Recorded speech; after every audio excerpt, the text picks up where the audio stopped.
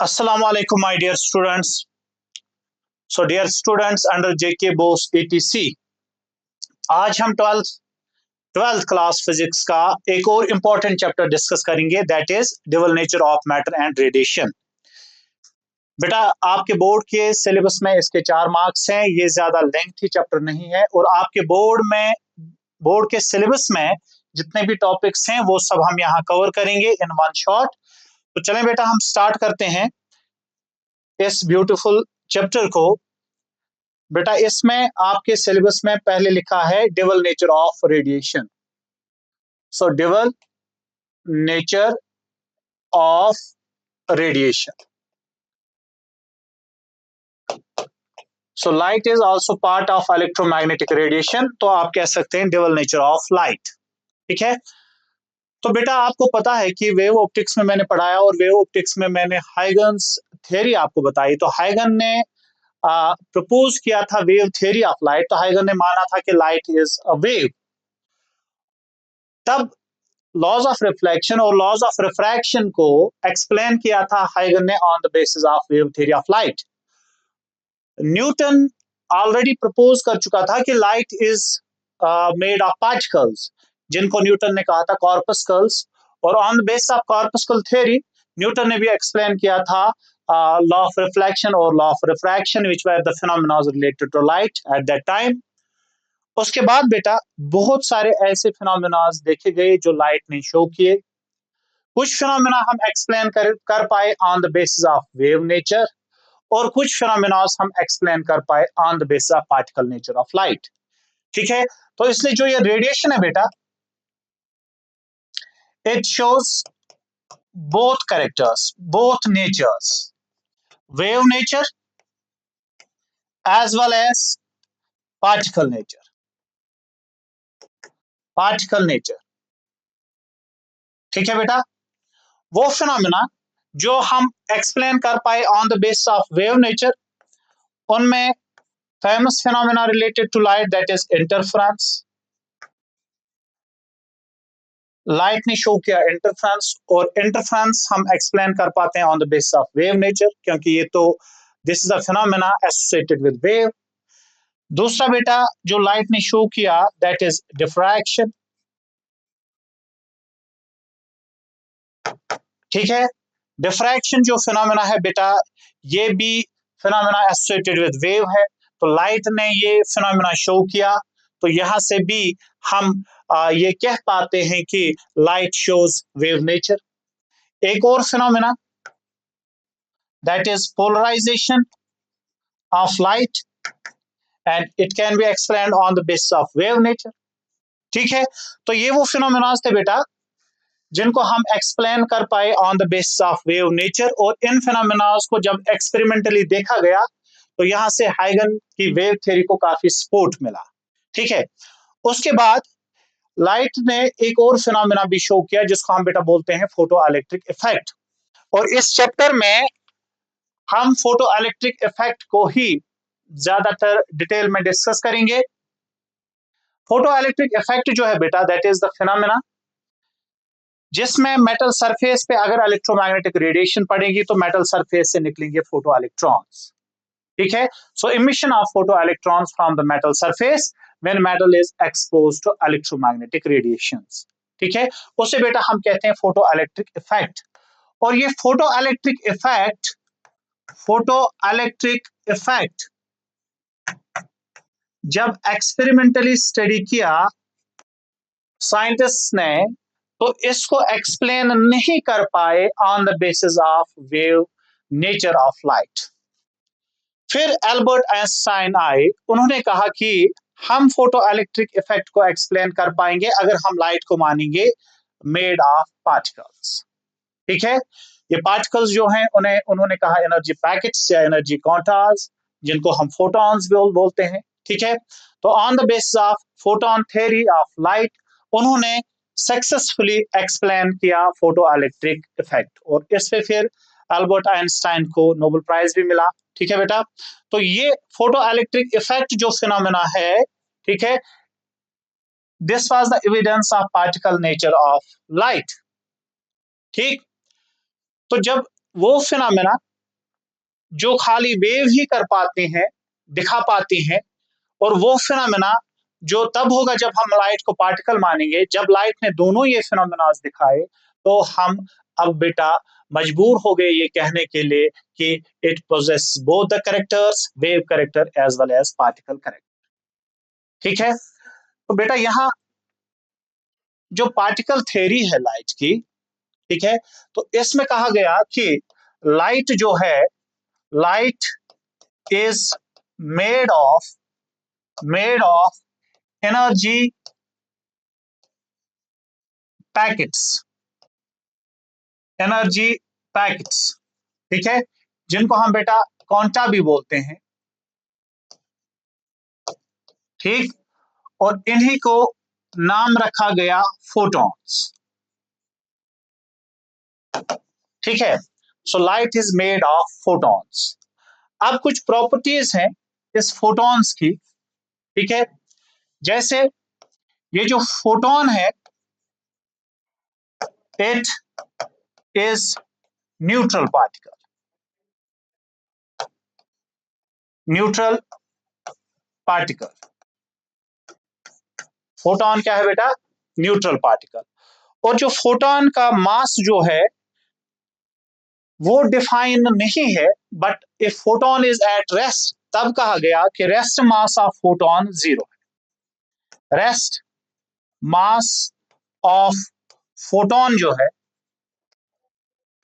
Is 0। ठीक है। तो खाली rest mass of photon defined है, बाकी हम मास ऑफ फोटोन डिफाइन नहीं कर पाते। अब देखें बेटा, जो ये फोटोन है ये मूव करता है वैक्यूम में with a speed of 3 into 10 raised power 8 meter per second. So speed of photons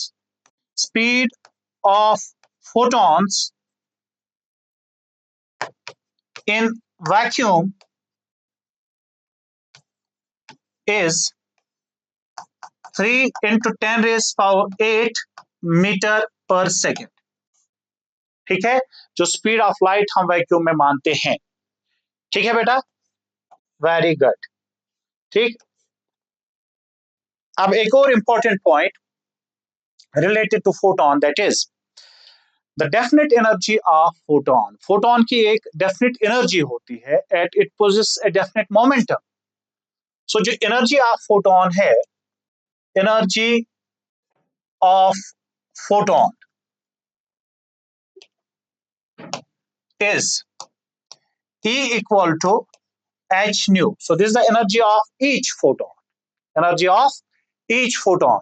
इसमें जो बेटा ये h है, h प्लैंक्स कांस्टेंट है और इसका वैल्यू होता है 6.62 into 10 raised power -34 joule second.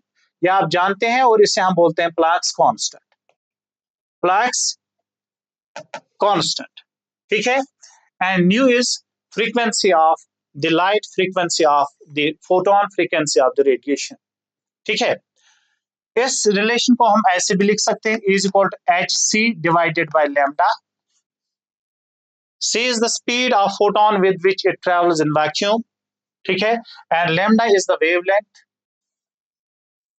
ये रिलेशन भी हम इसके लिए लिख रहे हैं। ठीक है। अब ये हो गया energy of each photon. Similarly momentum of photon, momentum of photon of each photon define किया गया h divided by lambda. Lambda क्या है बेटा? वेवलेंथ। ठीक है। ऐसे हमने डिफाइन किया मोमेंटम ऑफ फोटोन। ठीक है। और ये भी बेटा ऑब्जर्व किया गया कि अगर इमिटेड रेडिएशन की इंटेंसिटी बढ़ जाएगी, with increase in the intensity of emitted radiation, जो नंबर ऑफ फोटॉन्स इमिटेड पर सेकंड है वो बढ़ जाते हैं। सो विद इंक्रीज, ये इंपॉर्टेंट पॉइंट है, with increase in intensity of emitted radiation, with increase in intensity of emitted radiation, number of photons emitted per second increases. ठीक है, but energy of photon remains same. तो intensity बढ़ने से बेटा, intensity radiation की बढ़ने से नंबर ऑफ फोटॉन्स इमिटेड पर सेकेंड बढ़ जाती है, बट एनर्जी फोटोन की चेंज नहीं होती। ठीक है, ठीक। सो आप यहां कह सकते हैं कि अगर किसी सोर्स से निकलने वाली जो रेडिएशन है उसकी इंटेंसिटी अगर बढ़ गई तो हम ये कह सकते हैं बेटा कि नंबर ऑफ फोटॉन्स इमिटेड पर सेकेंड बढ़ गए, लेकिन एनर्जी ऑफ फोटोन जो थी वो सेम ही है, वो इंटेंसिटी बढ़ने से नहीं बढ़ती। ठीक है, अब देखो बेटा फोटो इलेक्ट्रिक इफेक्ट जो मैंने अभी आपको कहा कि फोटो इलेक्ट्रिक इफेक्ट क्या होता है, इमिशन ऑफ इलेक्ट्रॉन्स का emission from metal surface when electromagnetic radiations are incident on the metal surface। ठीक है, उसका फोटो इलेक्ट्रिक इफेक्ट का आइडिया कहां से जनरेट हुआ। ठीक, तो बेसिकली हेनरिक हर्ट्ज, ये आपके सिलेबस में लिखा है बेटा, हर्ट्ज ऑब्जर्वेशन, ये लिखा है आपके सिलेबस में। बेसिकली जो हर्ट्ज है ये एक एक्सपेरिमेंट कर रहे थे और एक्सपेरिमेंटली इन्होंने प्रोड्यूस करना था इलेक्ट्रोमैग्नेटिक रेडिएशन। मैक्सवेल इससे पहले ऑलरेडी एक थ्योरी प्रपोज कर चुके थे कि इलेक्ट्रोमैग्नेटिक रेडिएशंस का इमिशन होता है बाय द ऑसिलेटिंग चार्ज। अगर चार्ज एक्सेलरेट करे या चार्ज अगर ऑसिलेट करे तो उसकी वजह से इमिट होती हैं इलेक्ट्रोमैग्नेटिक रेडिएशंस। ठीक है, ठीक। अब ये ऑलरेडी कॉन्सेप्ट लाया था मैक्सवेल ने। अब इलेक्ट्रोमैग्नेटिक वेव्स जो हैं क्या सच में ऑसिलेटिंग चार्ज की वजह से ये प्रोड्यूस होती हैं, तो इनके प्रोडक्शन पे काम कर रहे थे बेटा हर्ट्ज।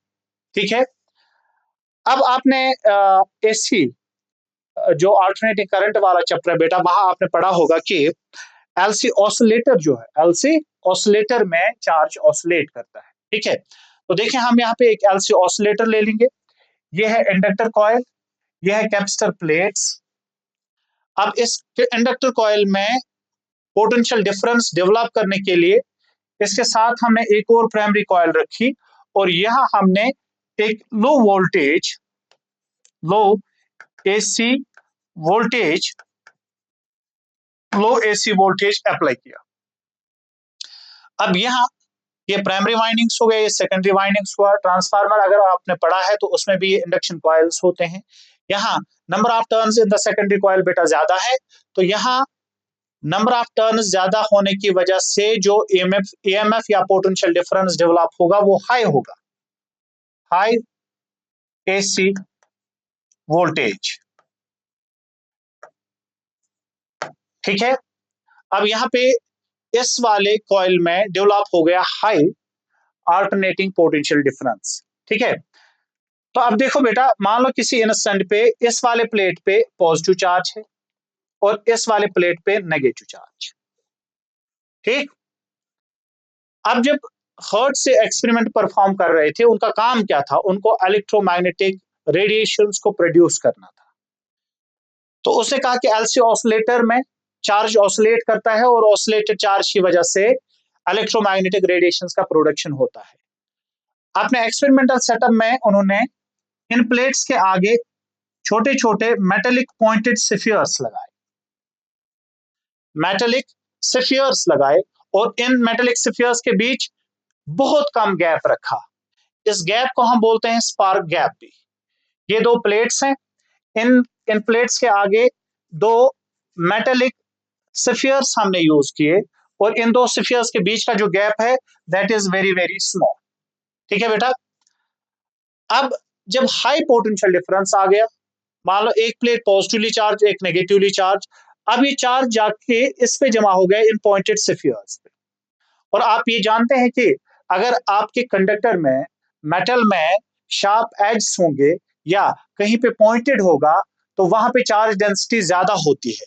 तो यहाँ पे जो चार्ज एकोमुलेट हुआ, यहाँ पे जो चार्ज एकोमुलेट हुआ, इस चार्ज का डेंसिटी बहुत ज्यादा, और यहाँ चार्ज का डेंसिटी बहुत ज्यादा। अब चूंकि हाई पोटेंशियल डिफरेंस है इन दो के बीच और डिस्टेंस बहुत कम है, जब बहुत कम डिस्टेंस के across high potential difference apply किया जाए तो बेटा वहां पे ह्यूज इलेक्ट्रिक फील्ड डेवलप होता है। तो ह्यूज इलेक्ट्रिक फील्ड जो यहाँ पे बेटा डेवलप हो गया, उसकी वजह से सराउंडिंग का एयर जो है वो आयोनाइज हो गया। आयोनाइज होने के बाद वो बिहेव करने लगा एज कंडक्टर, कंडक्टिंग मीडियम की तरह बिहेव करने लगा। और ये जो पॉजिटिव चार्ज है ये उठ के चला गया इस नेगेटिव चार्ज के साथ और कंबाइन हो गया वहां पे, और यहाँ डिस्चार्जिंग हो गया। और उस डिस्चार्जिंग के रिजल्ट में बेटा यहाँ स्पार्किंग होने लगी, यहाँ स्पार्क्स निकलने लगे। ठीक है, तो इलेक्ट्रोमैग्नेटिक रेडिएशंस निकलने लगे। और ये सिग्नल इलेक्ट्रोमैग्नेटिक रेडिएशन जो यहाँ प्रोड्यूस हो गए, ये आगे चले गए। यहाँ रखा था हमने एक मेटालिक लूप जिसको हम डिटेक्टर लूप बोलते हैं। तो जब इसके अक्रॉस पास होने लगी दीज इलेक्ट्रोमैग्नेटिक रेडिएशन, तो यहाँ भी बेटा, यहाँ इन दो जो स्फेरिकल पॉइंटेड स्फीयर्स यहाँ पे रखे थे, तो यहाँ भी बेटा स्पार्किंग होने लगी, तो जिनको हम बोलते हैं हाई वोल्टेज स्पार्क्स।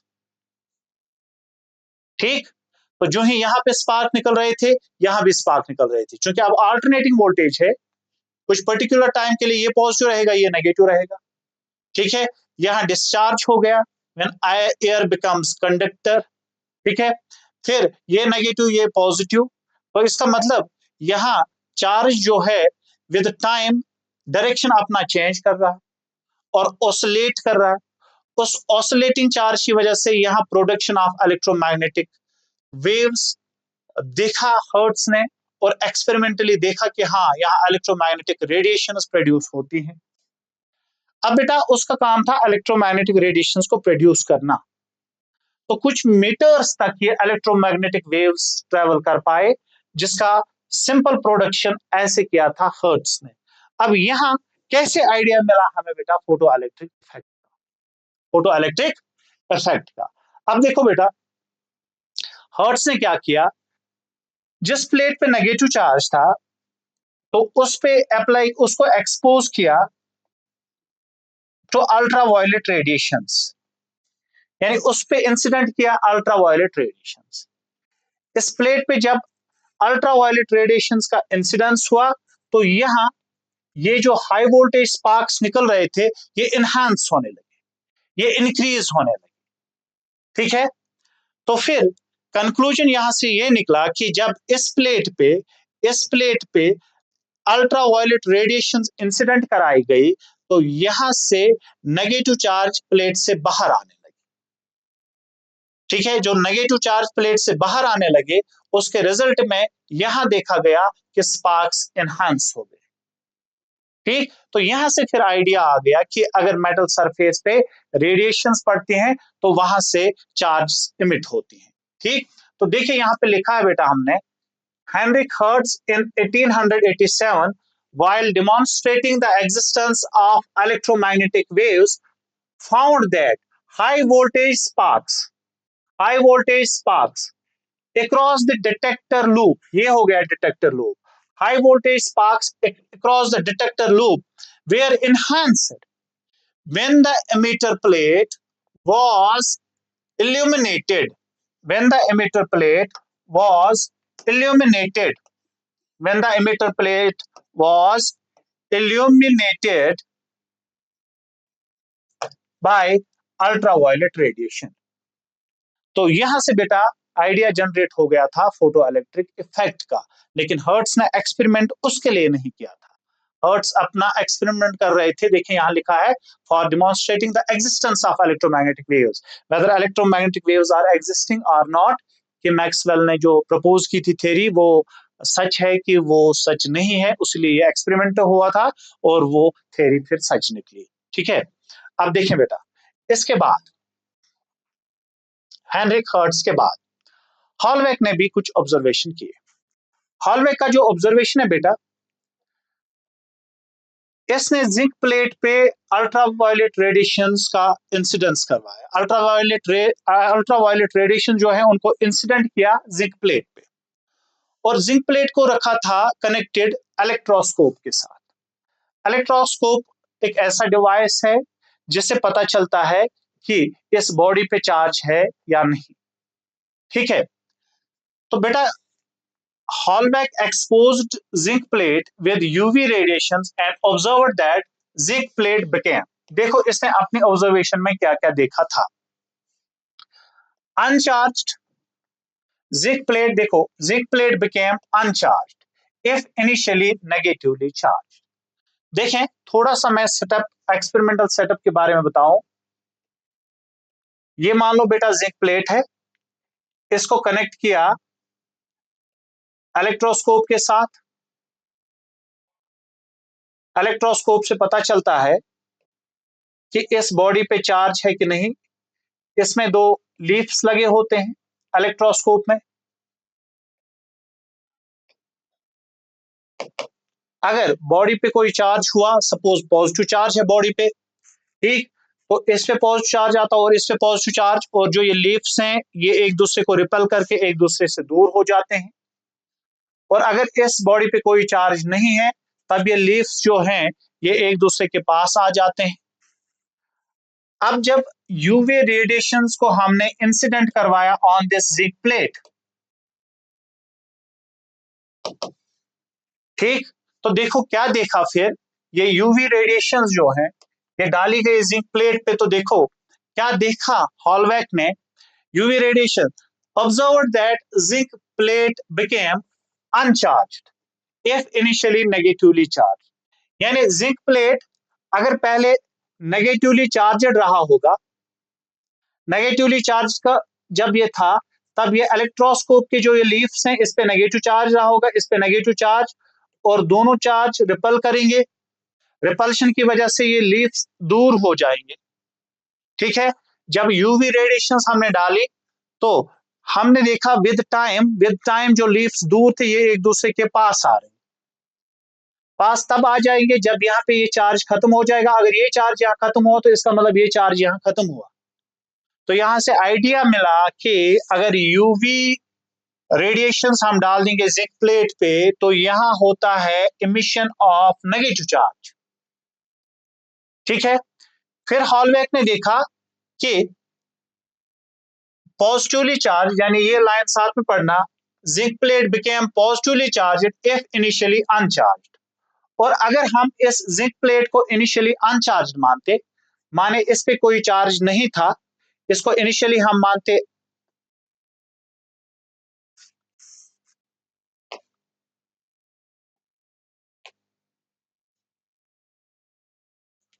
तो देखें अगर हम मानते इनिशियली इस प्लेट पे कोई चार्ज नहीं था, फिर आपने यूवी रेडिएशन डाले, तो यूवी रेडिएशन जब आपने डाले तो ये लीफ्स दूर होने लगे, दूर हुए तो पता चला इस पे चार्ज आने लगा। अभी कैसा हुआ, शायद अल्ट्रावायलेट रेडिएशंस को जब हमने इंसिडेंट करवाया इस प्लेट के ऊपर तो यहां से नेगेटिव चार्ज का एमिशन हुआ होगा और प्लेट पॉजिटिवली चार्ज बिहेव करने लगा। और अगर प्लेट पॉजिटिवली चार्ज बिहेव करने लगा तो यहाँ जो ये इलेक्ट्रोस्कोप के जो लीफ्स हैं ये एक दूसरे से दूर हो जाएंगे। तो ये देखा गया एक्सपेरिमेंटली। और तीसरा देखें आप, the zinc plate became more positively charged if initially positively charged। तो जिंक प्लेट, अगर पहले जिंक प्लेट पे कोई चार्ज था, अब आपने अल्ट्रावायलेट रेडिएशंस डाला, शायद और नेगेटिव चार्ज यहां से निकला होगा और ये ज्यादा पॉजिटिवली चार्ज बना होगा। बेटा बात आपके समझ में आ रही है? ठीक है, तो कंक्लूजन फिर ये निकला, from these observations he concluded that some negatively charged particles were emitted by zinc plate when exposed to UV radiations। ठीक है, तो ये था बेटा हॉलवेक की ऑब्जर्वेशंस। नाउ द लिनार्ड्स ऑब्जर्वेशन और फोटोइलेक्ट्रिक इफेक्ट में इनका भी कंट्रीब्यूशन, फोटो इलेक्ट्रिक एक्सपेरिमेंट जो हुआ वो लिनार्ड ने किया और इनके साथ मिल्कन्स जुड़कर उन्होंने फोटो इलेक्ट्रिक इफेक्ट का एक्सपेरिमेंट किया था। ठीक है, देखें लिनार्ड ने पहले क्या ऑब्जर्व किया था। लिनार्ड ने एक इवैक्यूएटेड ग्लास ट्यूब में दो मेटेलिक प्लेट्स रखे, दो इलेक्ट्रोड्स रखे और इनको कनेक्ट किया एक सर्किट से और यहां लगाया एक एमीटर। इस इवैक्यूएटेड ग्लास ट्यूब में एक विंडो रखी थी बेटा, इस इवैक्यूएटेड ग्लास ट्यूब में एक विंडो रखी थी जहां से इंसिडेंट किया इस प्लेट पे रेडिएशंस को। ठीक है, तो जब बेटा इस पे लाइट इंसिडेंट हुई तो यहां लगा था एमीटर, तो एमीटर ने डिफ्लेक्शन शो किया, यानी शो किया कि जो ही लाइट इस प्लेट पे गिर रही है तो इस सर्किट में करंट चल रही है। इस सर्किट में करंट आने लगी बेटा, कब करंट आने लगी, जब इस प्लेट पे हमने इंसिडेंट करवाया इलेक्ट्रोमैग्नेटिक रेडिएशंस को। ठीक है, तो फिर उन्होंने भी कंक्लूजन में ये कहा कि शायद यहां से नेगेटिव चार्ज निकल रहा है और वो नेगेटिव चार्ज यहां तक पहुंच रहा है, फिर इस सर्किट में अगर चार्ज चला तो उस चार्ज की मोशन की वजह से सर्किट में करंट आया होगा। लेकिन अभी तक क्या मसला था बेटा, डिस्कवरी ऑफ इलेक्ट्रॉन नहीं हुई। वो बाद में फिर हुई डिस्कवरी ऑफ इलेक्ट्रॉन इन 1897, जब इलेक्ट्रॉन की डिस्कवरी हुई तो फिर पता चला ये जो पार्टिकल्स निकल रहे हैं ये बेटा इलेक्ट्रॉन्स हैं। ठीक है, तो फिर कंसेप्ट आ गया कि हाँ वाकई में होता है फोटो इलेक्ट्रिक इफेक्ट। रियलिटी यही है, हो जाता है फोटो इलेक्ट्रिक इफेक्ट।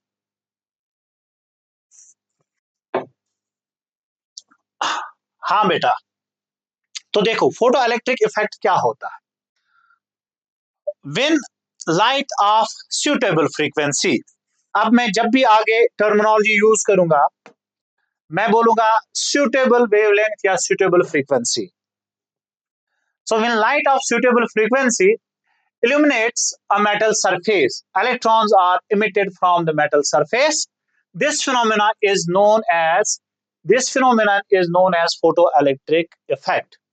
तो जब लाइट किसी मेटल सरफेस के ऊपर पड़ेगी बट लाइट का जो फ्रीक्वेंसी है, ठीक है, लाइट का जो वेवलेंथ है वो एक सूटेबल वेवलेंथ है इन इलेक्ट्रॉन्स को निकालने के लिए। ये लाइट जब बेटा पड़े मेटल सरफेस पे तो मेटल सरफेस से बेटा निकलते हैं इलेक्ट्रॉन्स और इस फिनोमेना को हम बेटा बोलते हैं फोटो इलेक्ट्रिक इफेक्ट। क्या बोलते हैं? Photo electric effect. ठीक है, हाँ।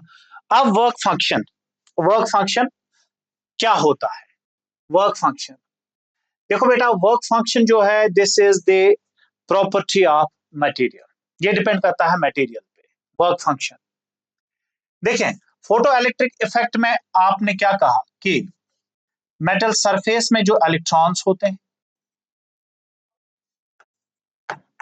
मेटल के अंदर बेटा जो इलेक्ट्रॉन्स होते हैं, अगर हम लाइट ऑफ सूटेबल फ्रीक्वेंसी इन पे गिराएं, लाइट ऑफ सूटेबल फ्रीक्वेंसी इन पे गिराएं तो यहां ये इलेक्ट्रॉन्स जो हैं ये बाहर आ जाते हैं, इमिशन ऑफ इलेक्ट्रॉन्स होता है। ठीक है, तो इलेक्ट्रॉन्स का निकलना मेटल सरफेस से, when metal surface is exposed to electromagnetic radiation, इसी को बेटा हम बोलते हैं फोटो इलेक्ट्रिक इफेक्ट। अब वर्क फंक्शन क्या होता है? देखो बेटा वर्क फंक्शन यहां पे जो है ये नेम जो है work function, this is misleading. ये बेटा बेसिकली एनर्जी है। वर्क फंक्शन क्या है? एनर्जी। वर्क फंक्शन एनर्जी है। तो एक इलेक्ट्रॉन को मेटल सरफेस से बाहर निकालने के लिए, एक इलेक्ट्रॉन को मेटल सरफेस से बाहर निकालने के लिए कम से कम कितनी एनर्जी चाहिए? So minimum energy required to take the electron just out of the metal surface, that is called work function. कम से कम कितनी एनर्जी एक इलेक्ट्रॉन को जस्ट मेटल सरफेस से बाहर निकालने के लिए कितनी चाहिए, that we called work function. ठीक है, लिखा हमने यहाँ पे work function of metal is the minimum energy required by electron to just escape from the metal surface. ठीक है बेटा, अब देखें यहाँ पे आप जो ये वर्क फंक्शन है, अगर इतनी एनर्जी लाइट के पास है कि ये इलेक्ट्रॉन को सरफेस तक ला सकता है, लेकिन कभी कभी ऐसा भी होगा कि इतनी एनर्जी होने के बावजूद भी इलेक्ट्रॉन बाहर नहीं आता।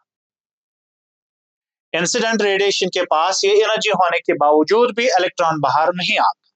वो तब नहीं आता जब इलेक्ट्रॉन अगर बाहर जाने की कोशिश में था तो आगे इलेक्ट्रॉन्स के साथ टकरा कर कोलिजन हुआ और उस कोलिजन में वो एनर्जी लॉस कर गया जो एनर्जी इसने गेन की थी इस इंसिडेंट फोटोन से।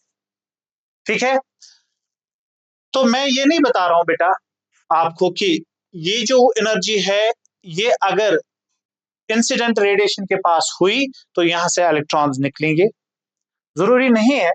कभी कभी इंसिडेंट रेडिएशन के पास ये सफिशिएंट एनर्जी होती है जो चाहिए होती है इलेक्ट्रॉन को बाहर निकालने के लिए, फिर भी इलेक्ट्रॉन बाहर नहीं आता, तो आप समझना फिर जरूर इस केस में इलेक्ट्रॉन अंदर कोलाइड कर गया बाकी इलेक्ट्रॉन्स के साथ और ये एनर्जी उसने लॉस कर दी।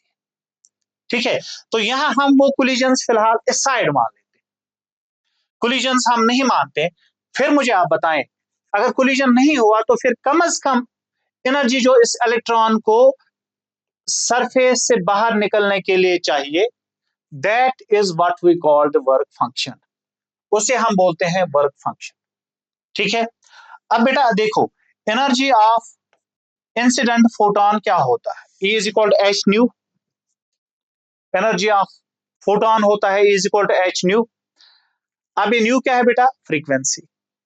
अगर फ्रीक्वेंसी ज्यादा तो एनर्जी ज्यादा, अगर फ्रीक्वेंसी कम तो एनर्जी कम।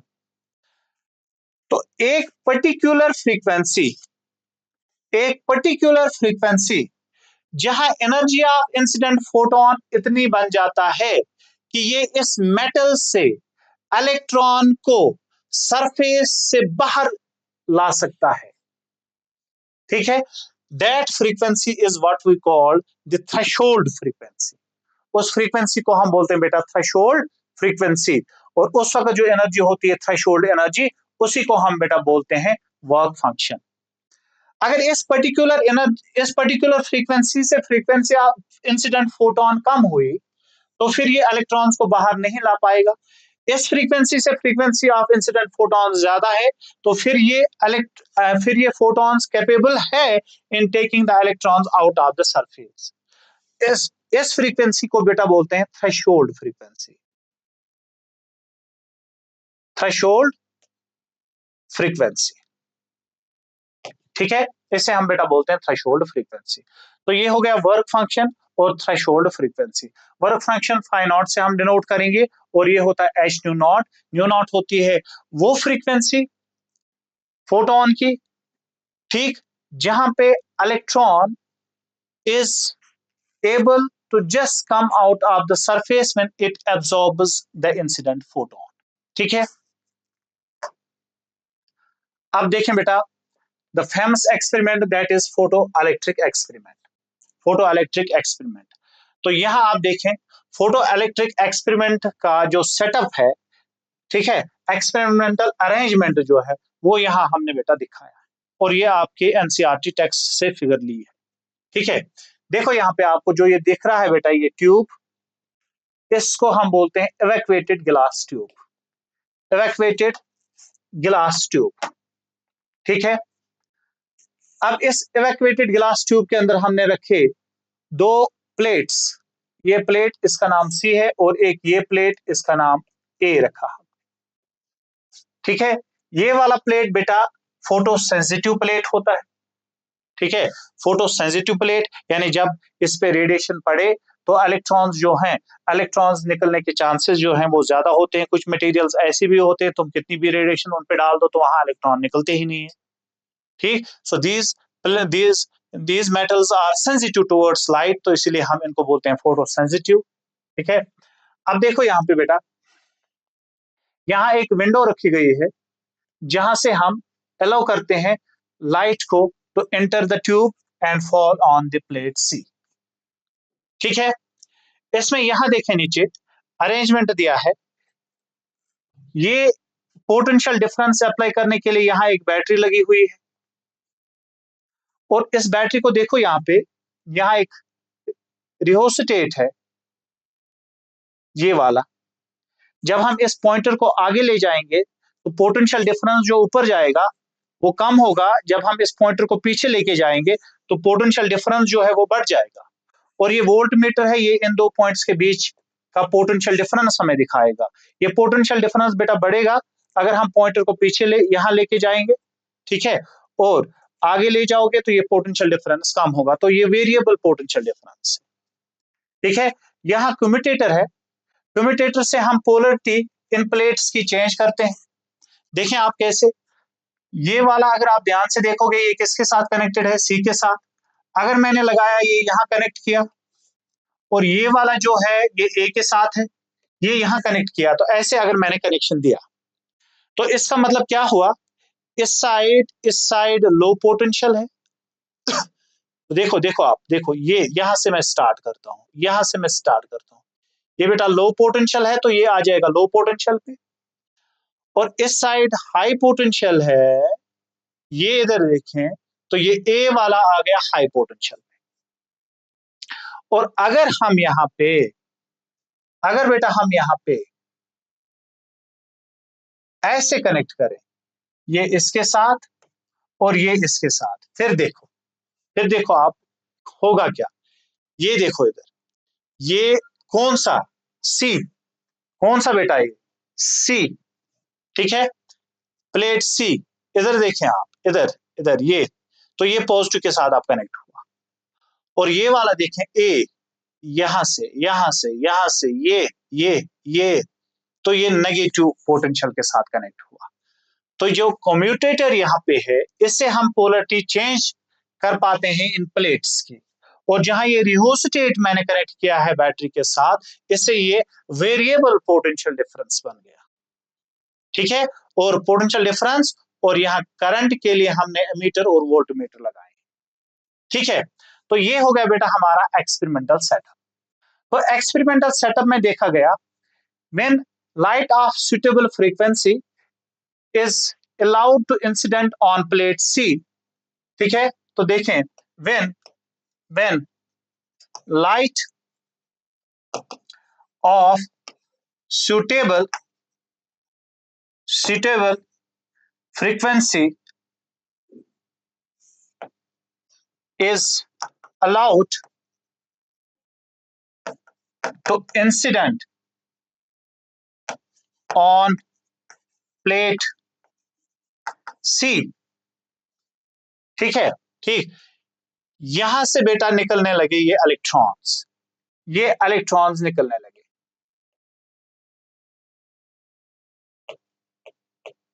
ठीक है। तो यहां इलेक्ट्रॉन्स आर emitted। अब देखिए बेटा, पहले केस में हम क्या करेंगे, पहले केस में हम क्या करेंगे बेटा, हम इस प्लेट ए को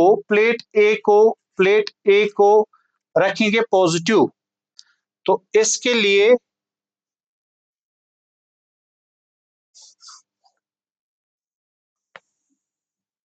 देखो, हाँ, अब देखें प्लेट ए, ठीक है, इसको मुझे पॉजिटिव रखना है। पॉजिटिव रखने के लिए देखो देखो देखो, यहां मैं कनेक्शन दे दूंगा, ये और ये कनेक्शन दे दूंगा मैं, ठीक है, तो सी हो गया नेगेटिव, ठीक है। So when plate A is kept at positive potential, when plate A is kept at positive potential, it attracts these electrons, इनकी वजह से इन इलेक्ट्रॉन्स को अट्रैक्शन मिला, और इस प्लेट ए ने कलेक्ट किया इन इलेक्ट्रॉन्स को। इलेक्ट्रॉन बेटा क्या है? चार्ज। जब चार्ज यहां पहुंचा तो सर्किट में चार्ज फ्लो होने लगा और यहां हमें एमीटर से पता चला कि सर्किट में करंट आ गया। ठीक है, सो if plate A is kept at positive potential with respect to C, these electrons are attracted by the plate A. इनको अट्रैक्ट किया प्लेट ए ने और सर्किट में करंट देखा गया। At that current is what we called photo electric current या simply photo current. ठीक है, so when plate A is kept at positive potential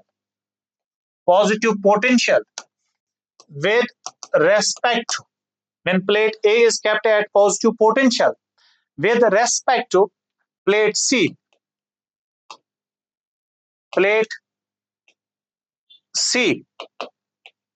these electrons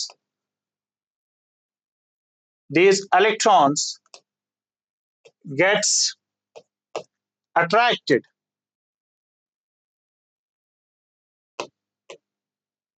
by A and current starts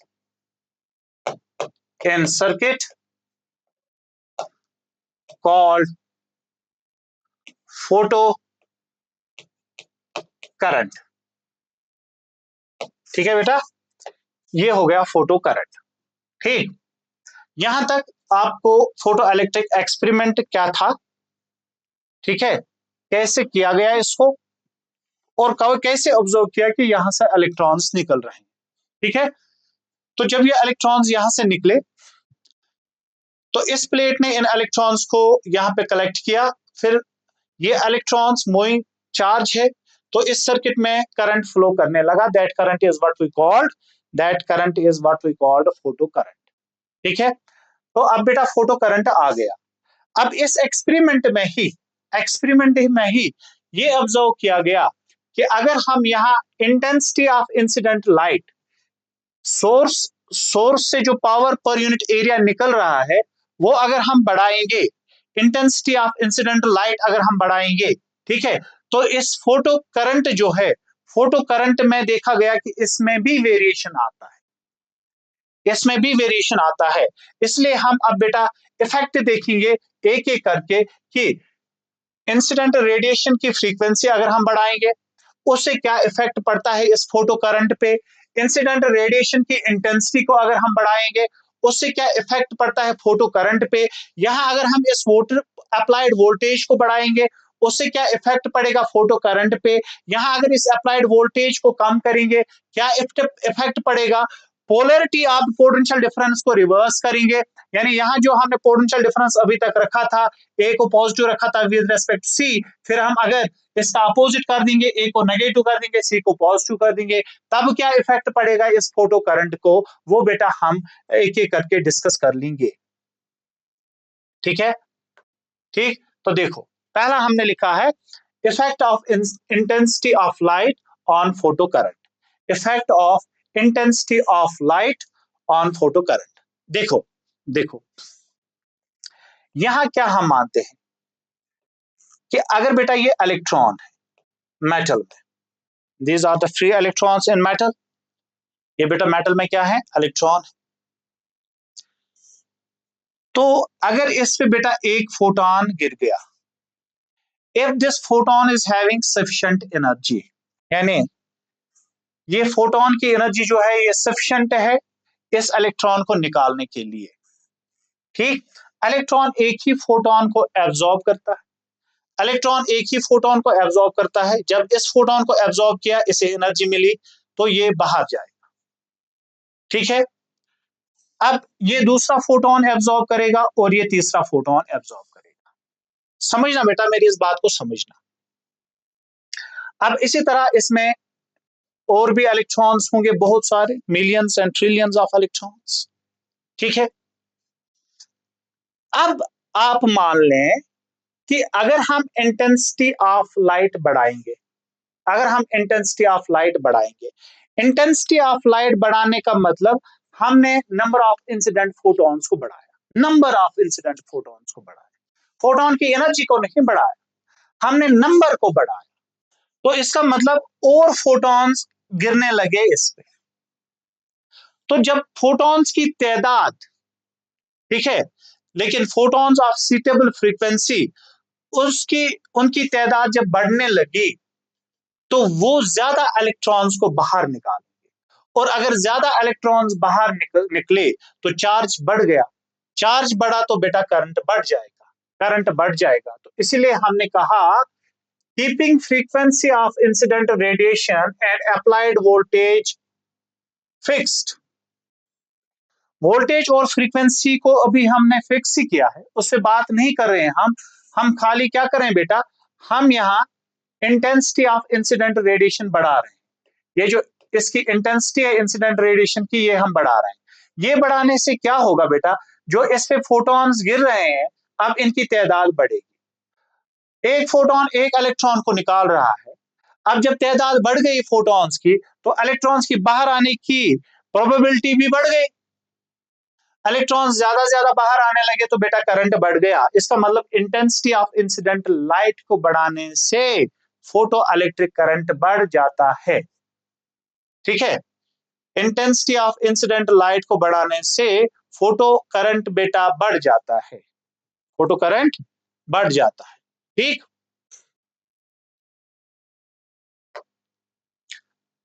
सो देखें यहां पे, it is found that photo current increases linearly with intensity of incident radiation, ठीक है, ठीक। अब देखिए बेटा, जो फोटो करंट है, photo current is directly proportional to intensity of incident radiation,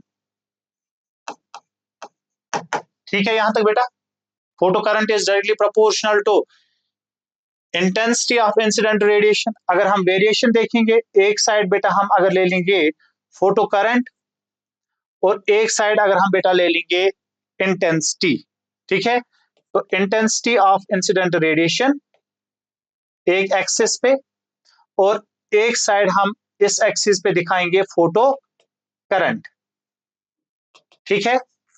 तो समझना बेटा बहुत ही इंपॉर्टेंट है ये, अगर कोई फोटोन नहीं गिरा यानी intensity of incident radiation zero है, यानी कोई फोटोन इस मेटल प्लेट पे नहीं गिरा तो कोई इलेक्ट्रॉन नहीं निकलेगा, तो कोई इलेक्ट्रॉन यहां भी नहीं पहुंचा तो कोई करंट नहीं होगा। तो अगर इंटेंसिटी बेटा जीरो तो फोटो करंट भी जीरो, और इंटेंसिटी आपने बढ़ा दिया तो फोटो करंट बेटा बढ़ जाएगा। तो फोटो करंट जो है linearly depends on the intensity, ठीक है। अब देखो बेटा दूसरा पॉइंट क्या है, effect of potential on photo electric current, effect of potential on photo electric current, ठीक है।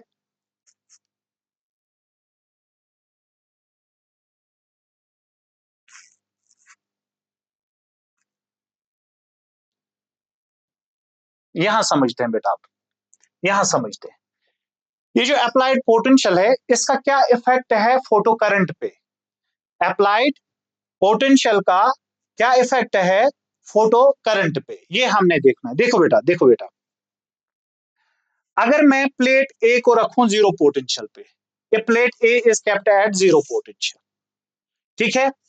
तो ये जीरो पोटेंशियल पे है, इसका पोटेंशियल जब पॉजिटिव था ये इन इलेक्ट्रॉन्स को अट्रैक्ट कर रहा था, अब इसका पोटेंशियल मैंने क्या माना बेटा, जीरो माना, तो फिर ये इन इलेक्ट्रॉन्स को अट्रैक्ट नहीं करेगा। लेकिन जब आपने लाइट को यहां इंसिडेंट करवाया इस पे, ठीक है, इंटेंसिटी ऑफ रेडिएशन जीरो नहीं मानना है तो फिर तो कोई इलेक्ट्रॉन निकलेगा ही नहीं, फिर आप पोटेंशियल डिफरेंस को वेरी कराओ उससे क्या फर्क पड़ेगा, ठीक है। इंटेंसिटी ऑफ रेडिएशन को तो हम फिक्स्ड मानेंगे, लेकिन फोटॉन्स गिराने हैं इस पे, फिर इस प्लेट का पोटेंशियल आप जीरो मान लो, तो जब फोटॉन्स गिरे इस प्लेट पे तो यहां से निकलेंगे इलेक्ट्रॉन्स, कुछ इलेक्ट्रॉन्स ऐसे निकलेंगे जिनकी एनर्जी ज्यादा होगी, ठीक है, बिना अट्रैक्ट किए वो यहां तक पहुंच पाएंगे। अगर यहां पहुंचे तो बेटा फिर सर्किट में करंट हो।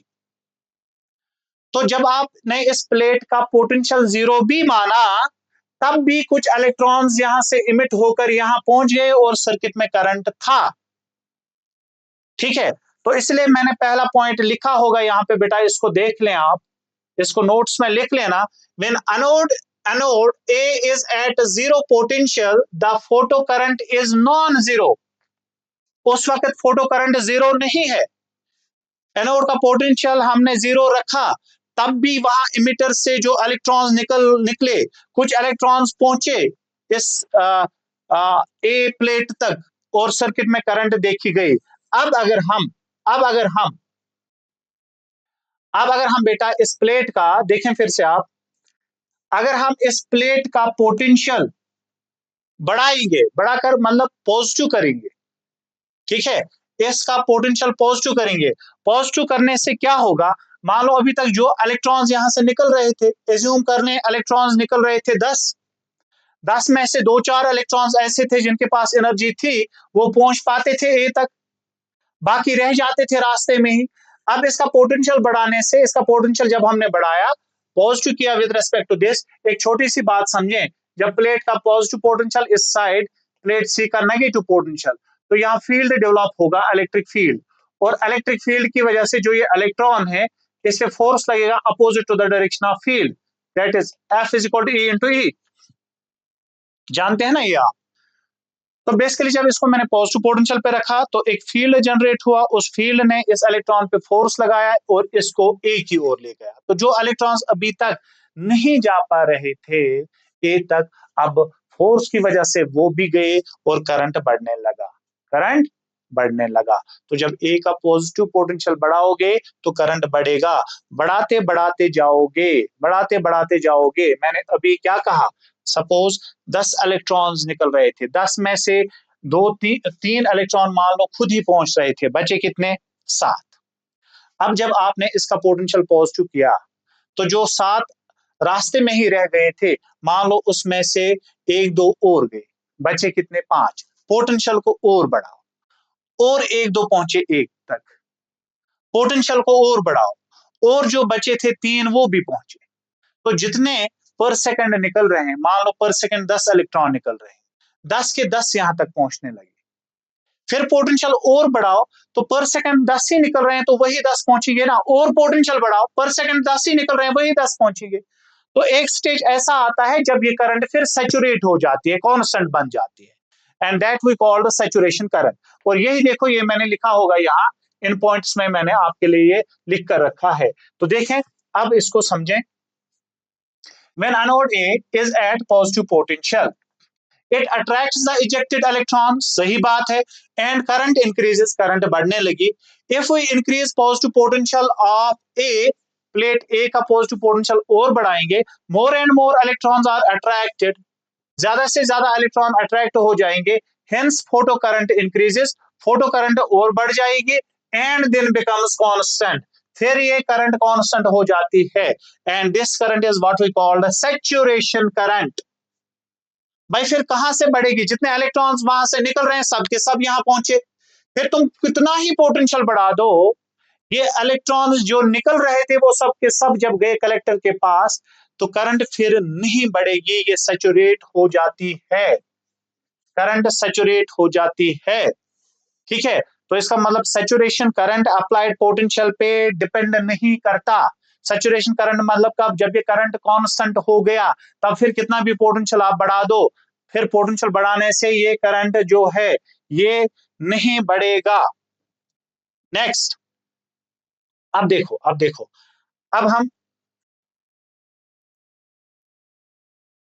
अभी तक हमने इस प्लेट ए को पॉजिटिव पोटेंशियल पे रखा था, क्यों ना हम इसको अब रखेंगे नेगेटिव पोटेंशियल पे विद रिस्पेक्ट टू दिस। अगर ए का पोटेंशियल नेगेटिव हुआ, उसीलिए तो यहाँ कम्यूटेटर लगाया था हमने, ये इस पे पॉजिटिव पोटेंशियल भी लगा सकता है, यहाँ पे स्विच को आप डिफरेंट वे में कनेक्ट करोगे तो ये नेगेटिव बन जाएगा, ये पॉजिटिव बन जाएगा। अगर इस प्लेट पे हमने नेगेटिव पोटेंशियल लगाया, ओहो, पोटेंशियल नेगेटिव लगाया तो ये अब इलेक्ट्रॉन्स को रिपल करेगा। इलेक्ट्रॉन्स को रिपल करेगा तो बताओ सर्किट में करंट बढ़ेगा कि सर्किट में करंट कम होगा? सर्किट में करंट कम होगा। तो इसका मतलब अगर ए को हमने रखा नेगेटिव पोटेंशियल पे, it repels the electrons and photo current in the circuit decreases. अगर आपने इतना नेगेटिव कर दिया कि जो इलेक्ट्रॉन मैक्सिमम काइनेटिक एनर्जी से निकला था, जो इलेक्ट्रॉन मैक्सिमम स्पीड से निकला था, वो भी नहीं पहुंच पाया, उसको भी स्टॉप कर दिया, तो एक स्टेज पे ये करंट जीरो हो जाती है। वो नेगेटिव पोटेंशियल या वो रिवर्स पोटेंशियल जहां पे ये फोटो करंट जीरो कर दिया, हमने स्टॉप कर दिया, that is called stopping potential. That is called stopping potential. क्या ऐसा आप फील कर रहे हैं कि ऐसा होना चाहिए था? बिल्कुल होना चाहिए था। तो देखो पॉइंट सी मैंने आपके लिए लिखा है, when anode A is made negative the ejected electrons are repelled, so photo current decreases for particular value of negative potential called stopping potential. Photo current becomes zero completely.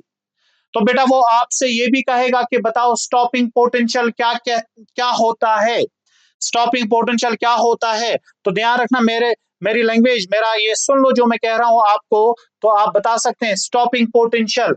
Stopping potential के case में plate ए जो collect कर रहा था electrons को, जिसको हम collector बोल रहे हैं, और सी जो इमिट कर रहा है, जिसको हम इमिटर बोल रहे हैं। तो स्टॉपिंग पोटेंशियल क्या है?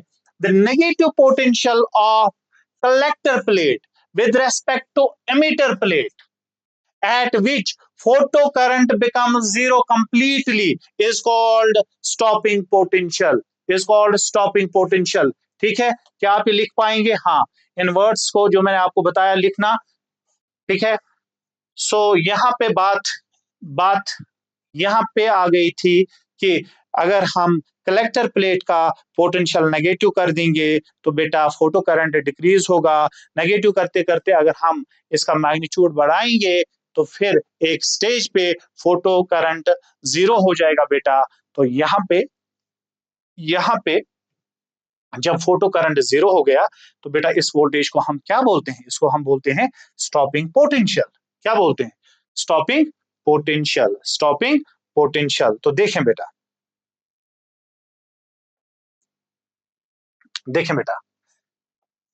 अगर एक एक्सिस पे इधर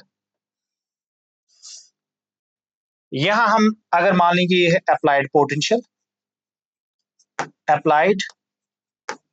पोटेंशियल, और इस डायरेक्शन में मान लेते हैं हम करंट। कौन सा करंट बेटा? Photo current. Photo current. कौन सा current? Photo current. Photo current. तो देखो क्या है, अब जो पॉइंट्स हमने लिखा है उनमें मैंने अच्छे से लिखाया हुआ है। अगर अप्लाइड पोटेंशियल बेटा जीरो भी होगा तब भी फोटो करंट होती है। मैंने कहा था आपको कि जब लाइट गिरेगी प्लेट्स पे तो इलेक्ट्रॉन्स निकलते हैं। कुछ इलेक्ट्रॉन्स की इतनी एनर्जी होती है कि वो कलेक्टर तक जा पाते हैं खुद ही, उनकी वजह से करंट होती है। ठीक है, फिर अगर आप अप्लाइड पोटेंशियल बढ़ाएंगे, ठीक है, यानी इस डायरेक्शन में, मतलब प्लेट ए का जो पोटेंशियल है वो हम पॉजिटिव कर रहे हैं। प्लेट ए का पोटेंशियल अगर हम पॉजिटिव कर रहे हैं तो बेटा करंट जो है, करंट बढ़ता जाएगा, बढ़ता जाएगा, बढ़ता जाएगा। एक स्टेज ऐसा आता है जब ये करंट बेटा कांस्टेंट हो जाएगा, और इस कांस्टेंट करंट को क्या बोलते हैं आप जानते हैं? This is called saturation current. This called saturation current. Saturation current. यहां तक बेटा बात समझ में आ गई?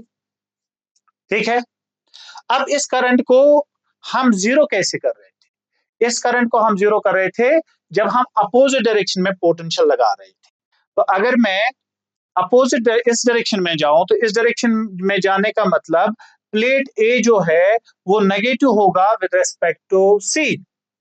ठीक है, तो उसका पोटेंशियल जब नेगेटिव करेंगे हम प्लेट ए का, तो देखें फोटो करंट जो है, फोटो करंट कम हो जाएगा, और कम होते होते एक जगह पे फोटो करंट जीरो हो जाएगा।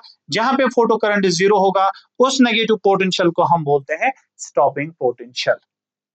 क्या बोलते हैं बेटा हम? Stopping potential. ठीक है, इससे हम बोलते हैं स्टॉपिंग पोटेंशियल।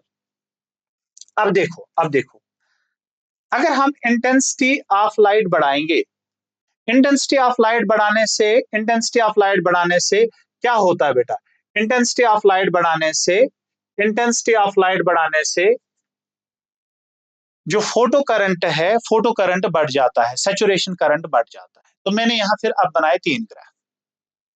देखो, इस केस में भी जब अप्लाइड पोटेंशियल 0 था तो कुछ फोटो करंट था, इस केस में भी अप्लाइड पोटेंशियल 0 था तो कुछ फोटो करंट था, इस केस में भी अप्लाइड पोटेंशियल 0 तो कुछ फोटो करंट था। इस केस में फोटो करंट कम था, इस केस में ज्यादा, और इस केस में सबसे ज्यादा। जब फोटो करंट ज्यादा तो इसका मतलब इंटेंसिटी ज्यादा। अब देखो सैचुरेशन करंट किस में ज्यादा है? इस केस में सैचुरेशन करंट ज्यादा, इससे और इससे। और सैचुरेशन करंट ज्यादा कब होती है? जब इंटेंसिटी ऑफ इंसिडेंट रेडिएशन ज्यादा होती है।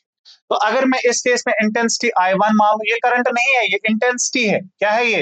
Intensity of incident radiation.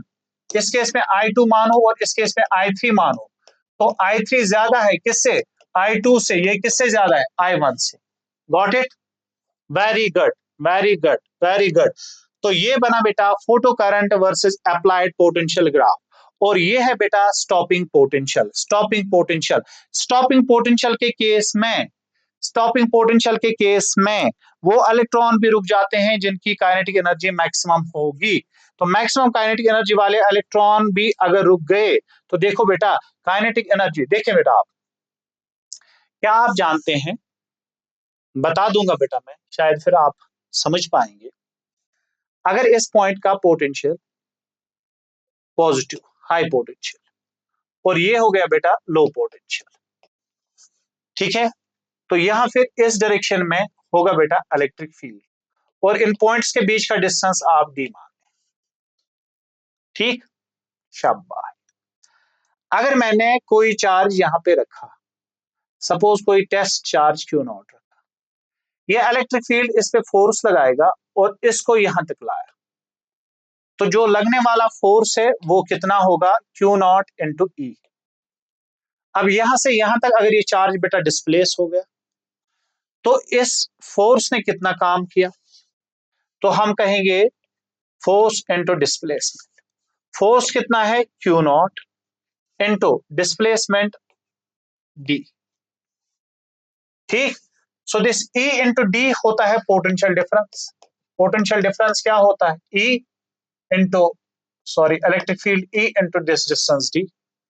सो इस ED के बदले हम लिखेंगे बेटा पोटेंशियल डिफरेंस। सो Q0 charge into potential difference, delta V लिखो या सिंपली V लिखो। तो ये हो गया वर्क डन। ये क्या वर्क डन? ये क्या बेटा वर्क डन? इस फील्ड ने इस चार्ज को यहां से यहां तक लाने के लिए। अब देखो बेटा जो 2 प्लेट्स हमने लिए थे, ये था एमिटर प्लेट C और इसका नाम था A। अगर ये इलेक्ट्रॉन जो है इसके पास इतनी काइनेटिक एनर्जी थी कि अगर ये प्लेट 0 पोटेंशियल पे भी होता विद रिस्पेक्ट टू दिस तो ये यहां तक पहुंच जाता। बट मैं कह रहा हूं जस्ट रीच प्लेट ए, ठीक है, ये यहां तक पहुंच जाता। बात समझ में आ गई? अब अगर मैंने इसका पोटेंशियल नेगेटिव कर दिया तो क्या ये इस इलेक्ट्रॉन को अट्रैक्ट करेगा कि इलेक्ट्रॉन को रिपेल करेगा? ये इस इलेक्ट्रॉन को रिपेल करेगा। तो जो इसकी काइनेटिक एनर्जी है, जिस एनर्जी से ये यहां से यहां तक आ रहा था, इतनी ही एनर्जी चाहिए इसको रोकने के लिए। और बताओ अगर यहां और यहां के बीच पोटेंशियल डिफरेंस V है, इस पोटेंशियल डिफरेंस V, यहां से यहां तक पोटेंशियल डिफरेंस V, ये V पोटेंशियल डिफरेंस कितना काम करेगा इसको रोकने के लिए? वो होगा चार्ज इनटू पोटेंशियल डिफरेंस। ठीक है, तो ये वर्क डन जो होता है, वर्क डन हो गया यहाँ पे gain in potential energy, this is Q0 into delta V। तो यहाँ क्या इसकी पोटेंशियल गेन हो रही है कि पोटेंशियल लॉस हो रही है? So here it is loss in potential energy, और ये लॉस इन पोटेंशियल एनर्जी आप लिख सकते हो इलेक्ट्रॉन को रोका है, और पोटेंशियल डिफरेंस जो है that is stopping potential. So this is relation between maximum kinetic energy and this stopping potential. This is relation between maximum kinetic energy and this stopping potential.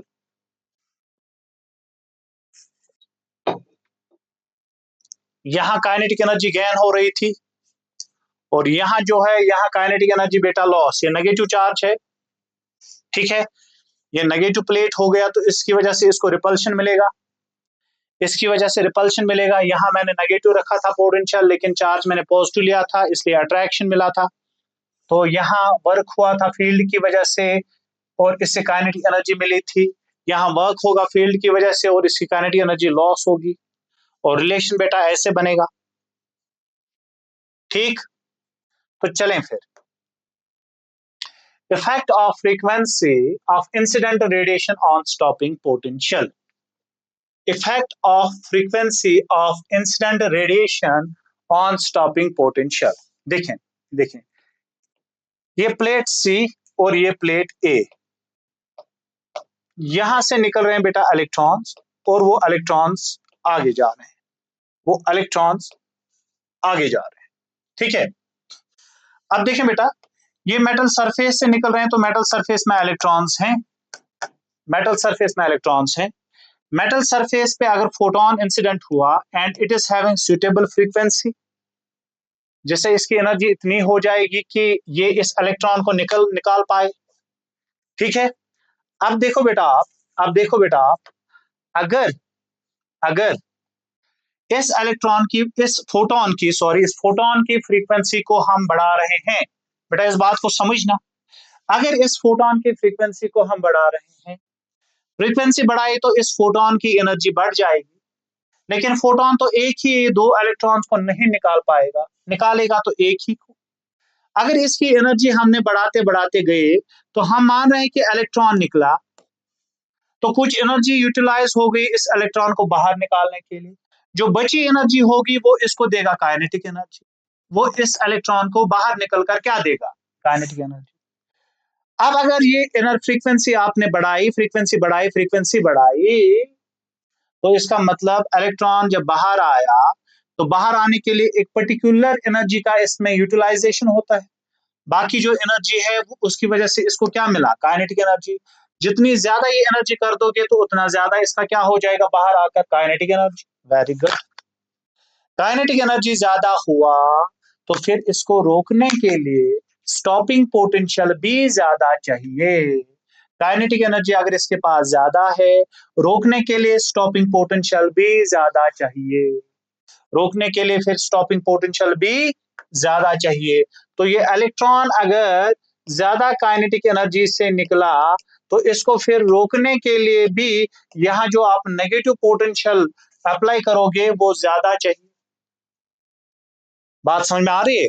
तो फ्रीक्वेंसी बढ़ाने से stopping potential जो है बेटा, stopping potential बढ़ जाएगा.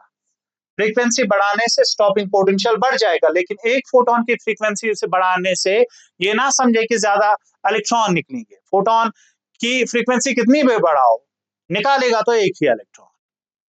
ठीक है, अब देखो, तो इसका मतलब फोटो करंट पे कोई इफेक्ट नहीं होगा. Effect of frequency of incident radiation on stopping potential. तो देखें, यहां हम क्या ले रहे थे,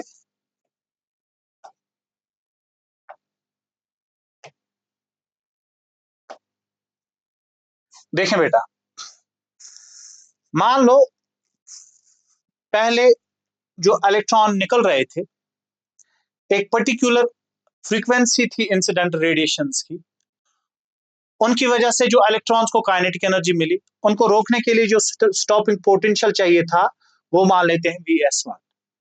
ठीक है, लेकिन अगर मैं पॉजिटिव डायरेक्शन में, अगर मैं ए यानी कलेक्टर को पॉजिटिव रखूं विद रेस्पेक्ट टू इमीटर, तो फिर ये इलेक्ट्रॉन्स पहुंच पाएंगे कलेक्टर की ओर, और ये करंट जो है करंट बढ़ती जाएगी, और एक स्टेज पे ये करंट सैचुरेट हो जाती है, एक स्टेज पे ये करंट हो जाती है बेटा सैचुरेट. लेकिन अगर मैं इंसिडेंट फोटॉन्स की फ्रीक्वेंसी बढ़ाता, इंसिडेंट फोटॉन्स की फ्रीक्वेंसी बढ़ाने से जो ये इलेक्ट्रॉन्स हैं, इनकी एनर्जी बढ़ जाएगी और बाहर आकर इनकी काइनेटिक एनर्जी ज्यादा होगी, इसलिए इनको रोकने के लिए ज्यादा चाहिए स्टॉपिंग पोटेंशियल, लेकिन तादाद इन इलेक्ट्रॉन्स की ज्यादा नहीं होगी। सैचुरेशन करंट जो है, सैचुरेशन करंट में कोई फर्क नहीं आएगा, सैचुरेशन करंट में बेटा कोई फर्क नहीं आएगा, खाली फर्क आएगा यहाँ स्टॉपिंग पोटेंशियल में। अब स्टॉपिंग पोटेंशियल जो है, स्टॉपिंग पोटेंशियल ज्यादा चाहिए, अब स्टॉपिंग पोटेंशियल बेटा ज्यादा चाहिए, पहले स्टॉपिंग पोटेंशियल कम चाहिए था, अब स्टॉपिंग पोटेंशियल ज्यादा चाहिए। और अगर और फ्रीक्वेंसी आप बढ़ाओगे, जो ये इलेक्ट्रॉन्स निकलेंगे बाहर जाकर, इनकी एनर्जी और ज्यादा होगी, तो इनको रोकने के लिए और ज्यादा पोटेंशियल चाहिए, तो फिर से बढ़ेगा स्टॉपिंग पोटेंशियल। लेकिन मैं ये सैचुरेटेड करंट क्यों नहीं बढ़ा रहा, ये करंट मैं क्यों नहीं बढ़ा रहा, सैचुरेटेड करंट में क्यों नहीं बढ़ा रहा हूं? रीजन ये है, सैचुरेटेड करंट जो है वो फ्रीक्वेंसी पे डिपेंड नहीं करता, वो इंटेंसिटी पे डिपेंड करता है। ठीक है, आई होप कि ये प्यारा सा ग्राफ आपको समझ में आया होगा, लेकिन मैंने बनाया नहीं प्यारा, आप बना लेना, एक एक ही लाइन आप डालना, ठीक है, लेकिन जो मैंने आपको बताया वो बिल्कुल सही है।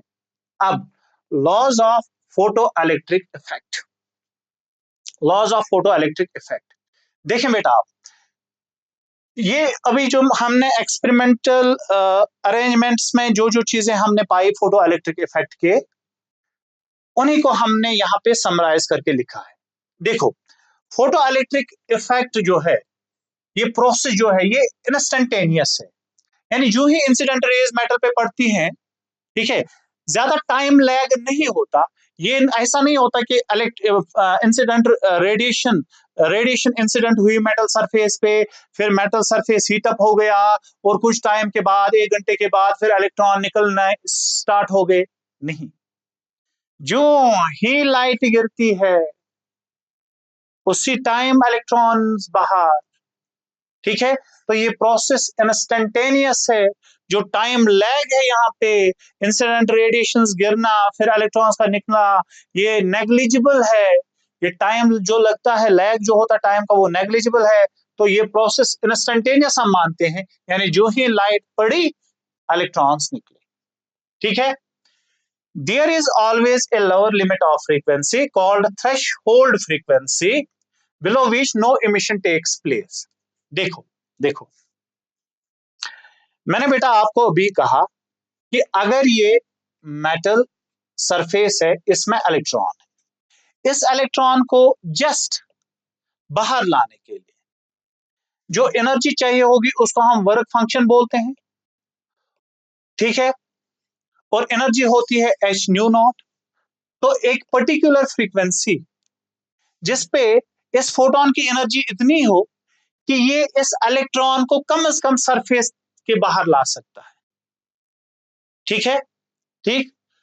तो उस वक्त इलेक्ट्रॉन के पास अगर इतनी एनर्जी है कि it takes the electron just out of surface of the matter, then that frequency is what we call the threshold frequency. इस थ्रेशोल्ड फ्रीक्वेंसी से अगर फ्रीक्वेंसी कम हो गई तो एनर्जी वर्क फंक्शन से कम हुआ और इलेक्ट्रॉन बाहर नहीं आए, बात समझ, यानी एक पर्टिकुलर एक मिनिमम फ्रीक्वेंसी, एक मिनिमम फ्रीक्वेंसी होनी चाहिए लाइट के पास, ठीक है, इन इलेक्ट्रॉन्स को बाहर लाने। फ्रीक्वेंसी अगर इस पर्टिकुलर फ्रीक्वेंसी से कम हुई तो बेटा फिर इलेक्ट्रॉन बाहर नहीं आए, ठीक है, फ्रीक्वेंसी इससे ज्यादा ही होनी चाहिए। तो इसलिए पॉइंट में हमने लिखा है यहाँ पे, there is always a lower limit of frequency called threshold frequency below which emission or no emission of electrons takes place, ठीक है। अब देखें, the number of photo electrons emitted per second, बताओ किस पे डिपेंड करेगा, फ्रीक्वेंसी पे depend करेगा कि इंटेंसिटी पे डिपेंड करेगा, इंटेंसिटी पे डिपेंड करेगा। इंटेंसिटी ज्यादा का मतलब फोटॉन्स की तादाद जो है वो ज्यादा है, ज्यादा फोटोन गिरे तो एक फोटोन एक इलेक्ट्रॉन को निकालता है, ज्यादा फोटॉन्स गिरे तो ज्यादा इलेक्ट्रॉन निकलने की प्रोबेबिलिटी है। तो इसलिए बेटा हम कहते हैं number of photo electrons emitted per second is proportional to the intensity of incident light, ठीक है। इसके बाद देखें बेटा, the maximum kinetic energy with which electrons is the maximum kinetic energy with which electrons are emitted. Electrons are emitted is dependent only on frequency and not intensity of incident radiation. अब देखो बेटा, अब देखो बेटा, जो ये metal surface, ये मान लो इलेक्ट्रॉन है, यहां इस पे फोटोन गिरा, इस फोटोन की जो एनर्जी है एच न्यू, मान लो वो वर्क फंक्शन से ज्यादा, तो इसका मतलब कुछ पार्ट इसका इस इलेक्ट्रॉन को सरफेस से बाहर लाने में यूटिलाइज होगा, बाकी जो पार्ट है वो इसको देगा काइनेटिक एनर्जी, और ये काइनेटिक एनर्जी ज्यादा होगी अगर इस इंसिडेंट फोटोन की एनर्जी ज्यादा होगी। एनर्जी ज्यादा तब होगी जब फोटोन की फ्रीक्वेंसी ज्यादा होगी। तो इसलिए काइनेटिक एनर्जी जो इमिटेड इलेक्ट्रॉन की एमिशन के बाद होगी वो डिपेंड करता है फ्रीक्वेंसी ऑफ इंसिडेंट रेडिएशन या फोटोन पे। क्लियर? क्लियर? अब देखें बेटा, देखें बेटा, the saturation photo current depends on intensity. हाँ, करंट डिपेंड करती है इंटेंसिटी पे। The saturation current depends on intensity but not on frequency of incident radiation. बेटा इनको याद करके जाना, ये लॉज याद करना, ये याद करना बेटा। The Einstein's photoelectric equation, Einstein's photoelectric equation देखो, आइंस्टाइन ने कहा था कि हम फोटो इलेक्ट्रिक इफेक्ट को एक्सप्लेन करेंगे अगर हम मानेंगे लाइट हैज पार्टिकल नेचर, और हम मानेंगे it is made up of energy packets called photons. ठीक है, तो यही किया आइंस्टाइन ने और एक्सप्लेन किया फोटो इलेक्ट्रिक इफेक्ट को। सो देखें, according to Einstein, according to Einstein, photon energy, photon energy absorbed by electron is utilized for taking electron away from metal surface and in giving emitted electron the kinetic energy। अब देखो, अब देखो Einstein ने क्या कहा। Einstein ने कहा अगर ये मेटल है, मेटल सरफेस पे अगर हम इंसिडेंट कराएंगे रेडिएशन, तो यहाँ इलेक्ट्रॉन्स हैं, तो आइंस्टाइन ने कहा कि ये जो रेडिएशन है it is made up of energy packets called photons, और एक फोटोन को एब्जॉर्ब करेगा इलेक्ट्रॉन, एक फोटोन को एब्जॉर्ब करेगा एक इलेक्ट्रॉन, एक इलेक्ट्रॉन एक फोटोन को ही एब्जॉर्ब करेगा। अगर उस फोटोन के पास इतनी एनर्जी है कि ये इस इलेक्ट्रॉन को बाहर निकाल पाया तो निकल आएगा, नहीं है तो इलेक्ट्रॉन नहीं आएगा बाहर। ठीक है, तो यहां अगर इलेक्ट्रॉन बाहर आ गया, इलेक्ट्रॉन बाहर आ गया, तो कुछ एनर्जी जो इंसिडेंट फोटोन की एनर्जी है जो किसने एब्जॉर्ब की, इलेक्ट्रॉन ने। तो जो इलेक्ट्रॉन ने इंसिडेंट फोटोन की एनर्जी एब्जॉर्ब की, इसमें से कुछ एनर्जी यूटिलाइज होती है in in taking the electron out of surface, और जो बची एनर्जी है that is utilised by the electron as its kinetic energy. ठीक है, तो जो एनर्जी दी गई, जो एनर्जी दी गई ये कितने पार्ट्स में डिवाइड होता है, ये दो पार्ट्स में डिवाइड होता है। एक इलेक्ट्रॉन को सरफेस से बाहर निकालने के लिए जो वर्क फंक्शन है, और जब इलेक्ट्रॉन बाहर आया तो इसको मिलती है काइनेटिक एनर्जी, और ये एनर्जी जो थी ये इंसिडेंट फोटोन से इसने एब्जॉर्ब की थी। तो इसका मतलब incident photon energy, incident photon energy, incident photon energy जो है h nu that is utilised as phi naught plus kinetic energy. लेकिन यहां काइनेटिक एनर्जी में मसला, ठीक, ठीक है, देखो क्या मसला है। अगर अगर ये इंसिडेंट फोटोन की एनर्जी हम मान लेते हैं 10 जूल। इतनी कहाँ होगी मुझे पता है, मान लेते हैं, मानने में क्या है, आपको समझ आ जाएगा। फोटोन की एनर्जी 10 जूल मानते हैं हम, तो मान लेते हैं इस इलेक्ट्रॉन को सरफेस से बाहर निकालने के लिए चाहिए था 4 जूल, तो बचा कितना फिर 6 जूल। तो वो 6 जूल यूटिलाइज होगा इसकी इस इलेक्ट्रॉन को काइनेटिक एनर्जी देने में। लेकिन ये तब होगा अगर ये इलेक्ट्रॉन सीधे सीधे आ गया। सीधे सीधे का क्या मतलब, अगर इस इलेक्ट्रॉन के अंदर कोलिजन्स में एनर्जी का लॉस नहीं हुआ। अगर इस इलेक्ट्रॉन का अंदर कोलिजन में कुछ एनर्जी लॉस हो गया, मान लेते हैं कोलिजन में कुछ एनर्जी लॉस हो गया, लॉस मानते हैं 3 जूल। देखो बाहर निकलने के लिए चाहिए था 4 जूल, कोलिजन में लॉस हो गया 3 जूल, बचा कितना फिर 3 जूल ही बचा। तो इसका मतलब काइनेटिक एनर्जी कितना मिलेगा 3 जूल। लेकिन यहां मैंने लिया है वर्क फंक्शन, कोलिजन वाला एनर्जी मैंने नहीं लिया है।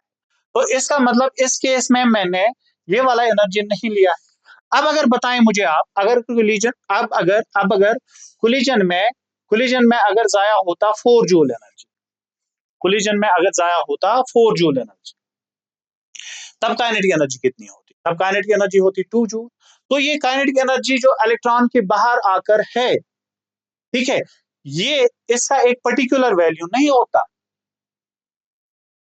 लेकिन आइंस्टाइन ने यहाँ कोलिजन्स को साइड में रख के कहा कि एक तो एनर्जी यूटिलाइज हो गया वर्क फंक्शन में, बचा जो भी एनर्जी है वो ये ले गया एज काइनेटिक एनर्जी, तो यहाँ होता है फिर ये मैक्सिमम काइनेटिक एनर्जी। इससे कम एनर्जी हो सकती है लेकिन इससे ज्यादा नहीं है। और ये मैक्सिमम कब होगा, जब हम कोलिजन्स को नेग्लेक्ट करते हैं और ये लेते हैं इतनी ही एनर्जी इलेक्ट्रॉन ने ली है बाहर आने में जो मेटल का वर्क फंक्शन था। ठीक है, ठीक, तो ये इक्वेशन हमने ऐसे लिया, H nu is equal to phi naught plus k maximum. अब के मैक्सिमम को कैसे हम लिखें, इसको हम लिखेंगे H nu minus five not. ठीक है, तो इसको बेटा आप ऐसे भी लिख सकते हैं H nu minus H nu not. ये न्यू नॉट होता है थ्रेशोल्ड फ्रीक्वेंसी और वर्क फंक्शन होता है H nu नॉट, जिसमें ये न्यू नॉट होता है थ्रेशोल्ड फ्रीक्वेंसी। इसको आप ऐसे भी लिख सकते हो Hc divided by lambda not. ये लैम्डा नॉट हो गया थ्रेशोल्ड वेवलेंथ। इस फ्रीक्वेंसी से कम फ्रीक्वेंसी पे फोटो इलेक्ट्रिक इमिशन नहीं होता, इस वेवलेंथ से ज्यादा वेवलेंथ हो तब भी फोटो इलेक्ट्रिक इमिशन नहीं होता। ये उल्टा है, इस फ्रीक्वेंसी से कम फ्रीक्वेंसी पे फोटो इलेक्ट्रिक इमिशन नहीं होगा, इस वेवलेंथ से ज्यादा वेवलेंथ पे फोटो इलेक्ट्रिक इमिशन नहीं होगा। तो ये थ्रेशोल्ड वैल्यू है फ्रीक्वेंसी और वेवलेंथ के। अब देखिए यहाँ इसमें बेटा अगर आप के मैक्स, इसमें अगर आप एच को बाहर ले जाएंगे तो ये बन जाएगा न्यू माइनस न्यू नॉट। ठीक, इन टर्म्स ऑफ वेवलेंथ लिखोगे तो बेटा यही हमारा बन जाएगा H C into 1/λ minus 1 divided by lambda not.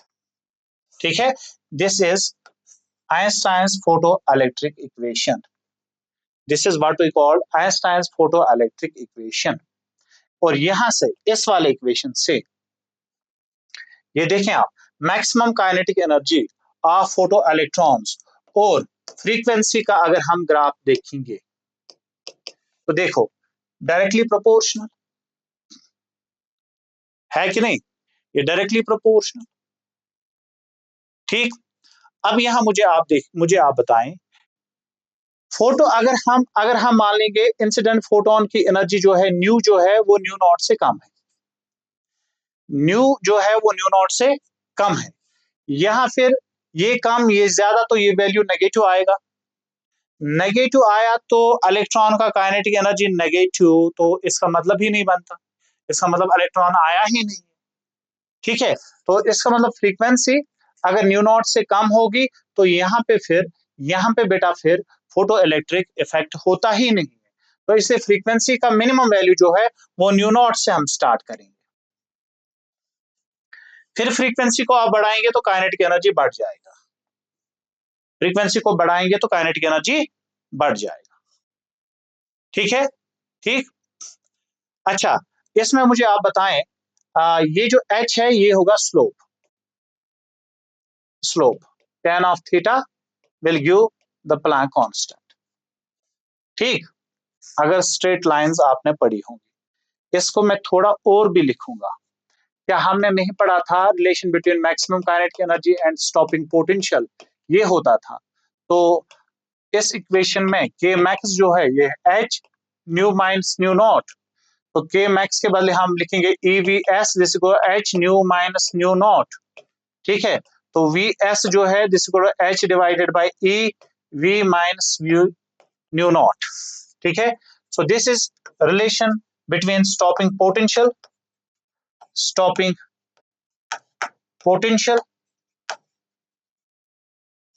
And frequency, stopping potential and frequency.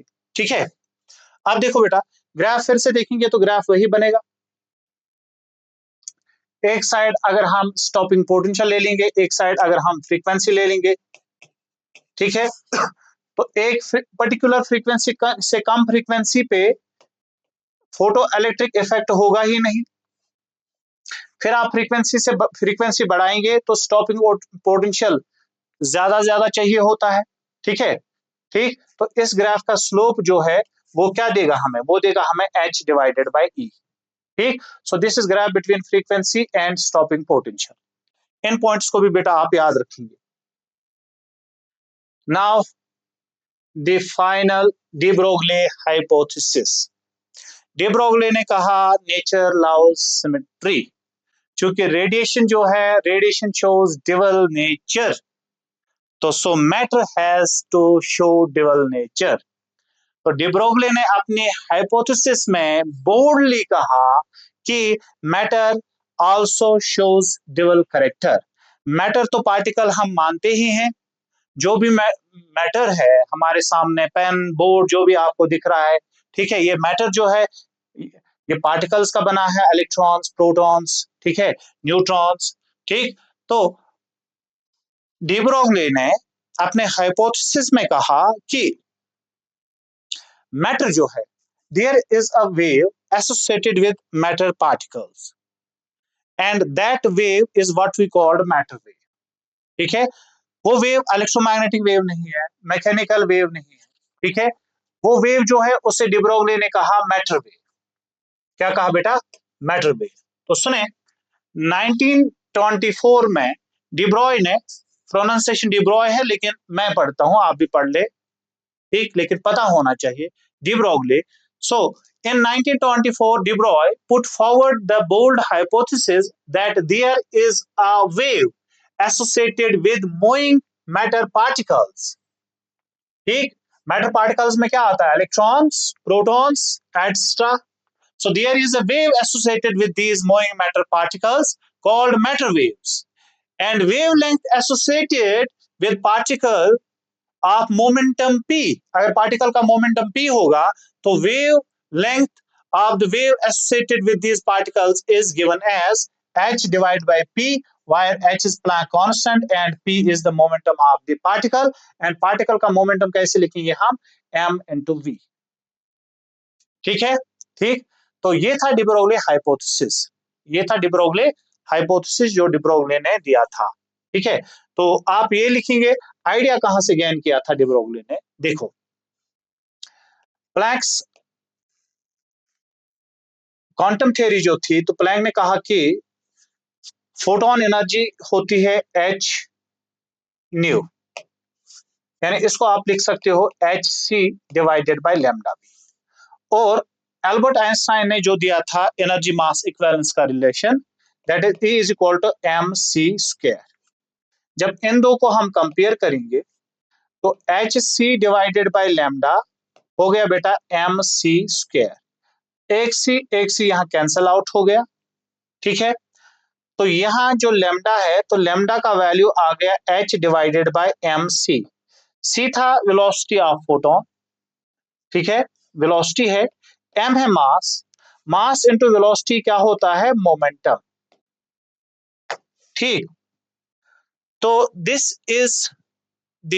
This is the wavelength जो हमने डिराइव किया प्लैंक क्वांटम थ्योरी और अल्बर्ट आइंस्टाइन की इस एनर्जी इक्विवेलेंस से। यहीं से कहा, अल्बर्ट आइंस्टाइन को आइडिया मिला कि अगर ये होगा फोटोन के लिए वेवलेंथ, ठीक है, और हम कहेंगे कि ये p जो है p is equal to h divided by lambda, this is the momentum of the photon. तो ऐसा मैटर पार्टिकल्स के साथ भी हो सकता है। अगर वेवलेंथ हम फोटोन का ऐसा लिख सकते हैं h डिवाइड बाय p, तो हम सिमेट्री के हिसाब से वेवलेंथ ऑफ मटेरियल पार्टिकल्स ऐसा लिख सकते हैं। ठीक है, तो ये कॉन्सेप्ट दिया था डी ब्रोगली ने उस वक्त, और इसे बोलते हैं हम D Broglie hypothesis. So it is all about. लेकिन खत्म करने से पहले एक और चीज मैं आपको बताऊं कि वेवलेंथ जो है मटेरियल पार्टिकल्स का, जिसको हम wavelength associated with matter wave कहते हैं, that is h divided bye p। और आप जानते हैं कि मोमेंटम और काइनेटिक एनर्जी के बीच रिलेशन होता है under root of 2m into k। k is the kinetic energy of the particle. और काइनेटिक एनर्जी और पोटेंशियल डिफरेंस के बीच रिलेशन होता है v। So whenever a charged particle is accelerated in potential difference v, whenever an accelerated charge is, whenever a charge is accelerated in potential difference v, it gains the kinetic energy given by E into v। अगर इस particle को हम यहाँ electron मानेंगे, ठीक है, तो इसका जो वेवलेंथ है, तो वेवलेंथ बन जाएगा h divided by under root of twice m e into v। यहाँ h है प्लैंक कांस्टेंट, इसका वैल्यू पता, मास ऑफ इलेक्ट्रॉन हमें पता, इलेक्ट्रॉन का चार्ज हमें पता, तो ये लेमडा आ गया बेटा, लेमडा का वैल्यू आ गया बेटा 12.27 divided by under root of v accelerating potential, और ये रिजल्ट आ गया बेटा एंगस्ट्रॉम्स में। So this is the de Broglie wavelength associated with electron when accelerated through a potential difference of v. This is the de Broglie wavelength associated with an electron when accelerated through a potential difference of v। ठीक है, ठीक। अच्छा बेटा, इससे पहले हमारे syllabus में हुआ करता था Davisson and Germer experiment. Davisson and Germer experiment ने ही, उसी से हमें पता चला था एक्सपेरिमेंटली कि there is a wave associated with matter particles, यानी वेव एसोसिएटेड विद इलेक्ट्रॉन्स। अब वो एक्सपेरिमेंट हमारे सिलेबस से हटाया गया है, लेकिन ये पता होना चाहिए कि डेविसन जर्मर एक्सपेरिमेंट जो है वो यूज करते हैं हम in order to prove the wave nature of matter particles. ठीक है, so this is all about the chapter. Thank you very much for watching.